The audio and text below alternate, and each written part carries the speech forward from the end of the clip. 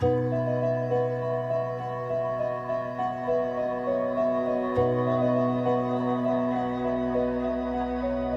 Ligia Iunia Dugulescu și candidez la Senat, locul 1, pentru Partidul Mișcarea Populară Timiș. Astăzi mă aflu în gara de nord a orașului, un proiect important, cred, pentru fiecare din noi. E un loc de care îmi pasă și un loc pentru care mi-am dorit să văd transformare. E un loc care nu a cunoscut modernizarea și care cred că are o prioritate esențială în anii ce urmează să fie dezvoltat, să fie transformat. Dacă am ajuns până acum să nu avem o gară frumoasă și reprezentativă în Timișoara, consider că ar fi bine să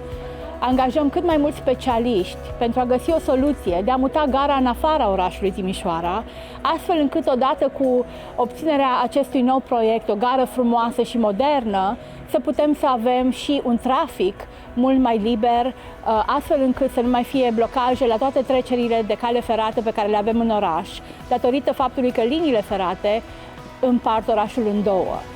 Cred că spațiul acesta se va putea regândi pentru a avea metrouri care să conecteze orașul, pentru a avea locuri de parcare, o șosea cu 4 benzi, dar sunt sigură că specialiștii pe care România îi are vor putea găsi soluții optime, astfel încât orașul nostru să se transforme frumos.